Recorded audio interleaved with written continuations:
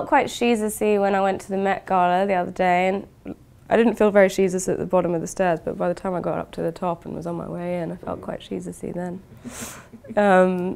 But yeah, I don't think I'll ever feel like Sheezus, to be honest.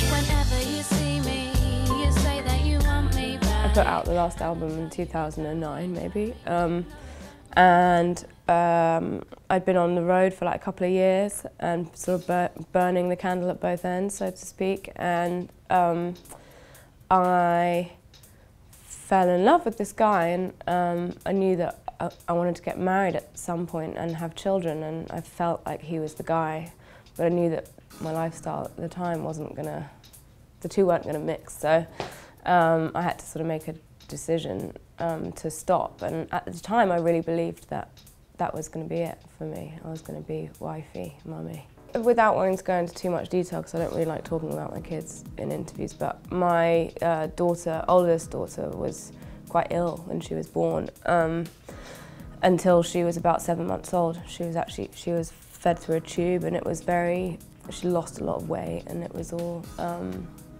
quite like emotionally challenging and physically as well, and I think that after a certain amount of time, and once she'd got better and I was confident that she was going to be okay, I just kind of felt like I needed to create, or just have a few hours of the day where I was trying to find out who I was again, rather than just being this kind of neurotic mum. I suppose I should tell you what this bitch is thinking. I suppose, you know, the more successful you are, the kind of more bossy you can be about how you want to work, you know? This time around, I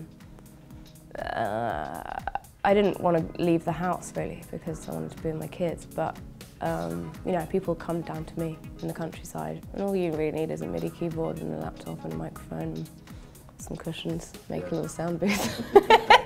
I actually haven't re-recorded any of the vocals from the stuff that we did in my living room. I never really know what my intention is, to be honest, apart from just wanting to write a song. I knew I wanted to write a song called Sheezus because I wanted to call the record Sheezus, and I was like, what rhymes with Sheezus? Divas.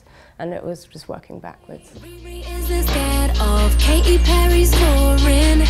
Queen Bee's gone back to the drawer and lots. And once I had, you know, the chorus of the divas with all their names in it, it was like, right, how do I contextualize this to make it not a song about slagging all these women off, and actually about, you know, empowerment in a lot of ways, and also about, you know, feeling scared and vulnerable, which is something you don't really hear much of in pop music. It's 2 AM, so I just stopped the music. I always want to do something different, so why not be a wimp? And be honest about that, you know, because I think so much of the world, and especially like with the internet now, is about, you know, shame and fear, and you feel bad about yourself, and so I feel like I kind of get exhausted by that. I kind of just want to go, fuck, I'm terrified. I feel really ugly compared to a lot of the people here, and I want to write that in my songs, you know. I think that we can't begin to sort of move on and become comfortable with ourselves unless we talk openly about how we actually feel, you know. It's just a mask going, I'm sexy, I'm delicious, look at my body, baby. It's not really real. Yeah. No one feels like that, except for Beyonce when she woke up like this.